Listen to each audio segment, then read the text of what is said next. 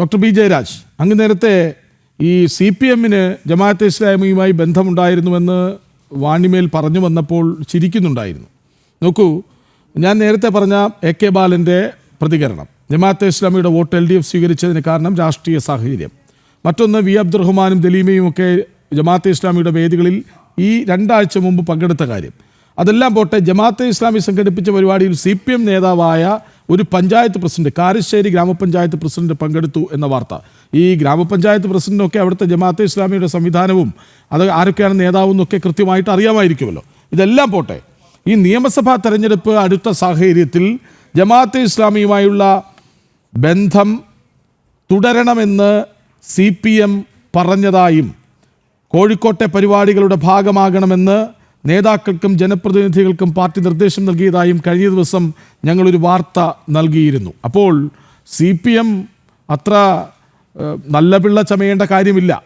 ജമാഅത്തെ ഇസ്ലാമിയുടെ അമീർ തന്നെ പറയുന്നുണ്ട് 3 പതിറ്റാണ്ട് കാലമെന്ന്. VD സതീശൻ അത് 40 വർഷമെന്നോ മറ്റോ പറഞ്ഞു.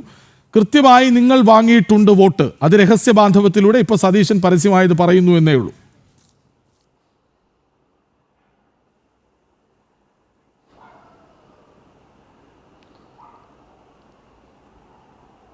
ഇതിനകത്ത് നമ്മൾ നോക്കേണ്ടുന്ന ഒരു പ്രധാനപ്പെട്ട കാര്യമാണ്. ജമാഅത്തെ ഇസ്ലാമി ഇതായത് ഇസ്ലാമിനെ ഒരു രാഷ്ട്രീയ പ്രത്യയശാസ്ത്രമായിട്ടാണ് കാണുന്നത്.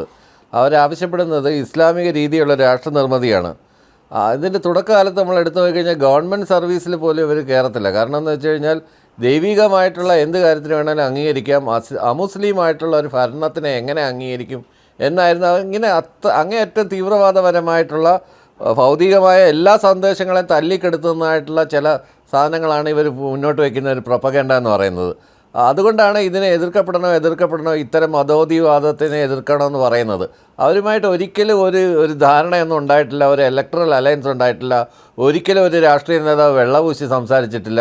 VD സതീശൻ എന്തർത്ഥത്തിലാണ് വന്ന് പറയുന്നത് ജമാഅത്ത് ഇസ്ലാമിക്ക് മതരാഷ്ട്രവാദം ഇല്ലെന്ന്? അവരുടെ അമീറുകളും മറ്റുള്ള ആളുകളും പ്രധാനപ്പെട്ട ആളുകളും എല്ലാം പറയുന്നത് അവർക്ക് മതരാഷ്ട്രവാദം ഉണ്ട് എന്ന് തന്നെയാണ്. കൃത്യമായിട്ട് തന്നെ അവർ രേഖപ്പെടുത്തുന്നുണ്ട്. അവരവരുടെ അഭിപ്രായത്തിൽ ഉറച്ചു നിൽക്കുന്നുണ്ട്. അത് അവരുടെ പൊളിറ്റിക്കൽ ഫ്രണ്ടിൽ വരുമ്പോഴത്തേക്ക് അതൊക്കെ എടുത്ത് ഭരണത്ത് വെച്ചിരിക്കുകയാണെന്നാണ് പറയുന്നത്. പക്ഷേ അതും തെറ്റാണ്. അവരങ്ങനെയും സമ്മതിക്കുന്നില്ല. വെൽഫെയർ പാർട്ടി അങ്ങനെ പറയുന്നില്ല. ഈ വെൽഫെയർ പാർട്ടി ആയാലും SDP ആയാലും PFI ആയാലും പിന്നെ കോൺഗ്രസിൻ്റെ മതേതരത്വത്തിനെ കുറിച്ചൊക്കെ ഇവിടെ പറഞ്ഞു. ഇതേ മതേതരത്വം ഉപയോഗിച്ചിട്ടാണ് പഞ്ചാബിൽ പോയിട്ട് അവിടെ ഖലിസ്ഥാൻവാദികളെ പ്രോത്സാഹിപ്പിച്ചതിൻ്റെ ഭാഗമായിട്ടാണ് പിന്നീട് ഓപ്പറേഷൻ ബ്ലൂ സ്റ്റാർ ഉണ്ടായത്, പിന്നീട് ദില്ലിയിലെ കലാപം ഉണ്ടായത്, ആയിരക്കണക്കിന് സിഖുകാരെ കൂട്ടക്കൊല ചെയ്യേണ്ടുന്ന സ്ഥിതി വരെ എത്തിച്ചത് ഇത്തരത്തിലുള്ള സമീപനം കൊണ്ടാണ്. അതുകൊണ്ട് വലിയ വില കൊടുക്കേണ്ടി വരും കോൺഗ്രസ്സിന്. കോൺഗ്രസ്സിന് വിശിഷ്യ വലിയ വില കൊടുക്കേണ്ടി വരും. കേരളത്തിൻ്റെ മതനിരപേക്ഷതയ്ക്ക് വലിയ വില കൊടുക്കേണ്ടി വരും. ഇത്തരക്കാരെ രാഷ്ട്രീയ രീതിയിൽ അടുപ്പിച്ച് കഴിഞ്ഞാൽ ഇവർ കോൺഗ്രസ്സിനെ എൻഗൾഫ് ചെയ്യും. ഇപ്പം തന്നെ മുസ്ലിം ലീഗിനെ ഹൈജാക്ക് ചെയ്ത് വെച്ചിരിക്കുകയാണ്. മുസ്ലിം ലീഗിൻ്റെ പ്രധാനപ്പെട്ട തീരുമാനങ്ങളൊക്കെ എടുക്കുന്നത് ഇവരാണ്. അവരുടെ ഒരു ഇൻ്റലക്ച്വൽ ഫ്രണ്ടായിട്ടാണ് ഇപ്പോൾ വർക്ക് ചെയ്യുന്നത്. അവർക്കറിയാം എങ്ങനെ കരുക്കൾ നീക്കണം, എന്തെല്ലാം ചെയ്യണം എന്നുള്ള കാര്യം. അതുകൊണ്ടാണ് നേരത്തെ സൂചിപ്പിച്ചതുപോലെ മുസ്ലിം ലീഗിനകത്ത് ഒരു തർക്കം നടക്കുന്നത്. ഇപ്പോൾ ഇവരുടെ കൂടെ ചേരുന്നതിനോട് ഒരു തർക്കമൊക്കെ ഉണ്ടാകുന്നതിൻ്റെ പ്രധാനപ്പെട്ട കാരണം ഇത് തന്നെയാണ്. മുസ്ലിം ലീഗിൻ്റെ രീതിയിൽ തന്നെ ഇതുവരെ നിന്ന് മുസ്ലിം ലീഗായിട്ട് പോകണോ അതോ ഇത്തരം കക്ഷികളുമായിട്ട് ചേർന്നുകൊണ്ട് അധികാരത്തിലെത്താൻ വേണ്ടിയിട്ടുള്ള കുറുക്ക് വഴികൾ സ്വീകരിക്കണമെന്നുള്ള കാര്യത്തിൽ ജമാഅത്തെ ഇസ്ലാമിയെ പരസ്യമായി വെള്ളപൂശുന്നതിനൊക്കെ എതിരെ അവർ സമീപനം എടുത്തിട്ടുണ്ട്. അപ്പോൾ അവരവരുടെ കാൽച്ചുവട്ടിലെ മണ്ണ് പെട്ടെന്ന് ഒലിച്ചു പോകുന്നതായിട്ട് കാണുന്നുണ്ട്. അതവർ മനസ്സിലാക്കുന്നുണ്ട്. എന്നാൽ കോൺഗ്രസ് ഫ്രിഞ്ച് ബെനിഫിറ്റ്സിന് വേണ്ടിയിട്ടാണ് ഇത്തരം കാര്യങ്ങൾ ചെയ്യുന്നത്. ശരി, അത് തുറന്നു കാണിക്കുക എന്നുള്ളത് അത് ഇവിടുത്തെ ഒരു ജനാധിപത്യ വിശ്വാസിയുടെ ഏറ്റവും പ്രധാനപ്പെട്ട ഘടകമാണ്. ഇതിന് തുറന്നു കാണിക്കുക എന്നുള്ളത് അനുഭവിച്ചവർ പിന്നീട് തുറന്നു കാട്ടുമ്പോഴാണ് പ്രശ്നം ഉണ്ടാകുന്നത്.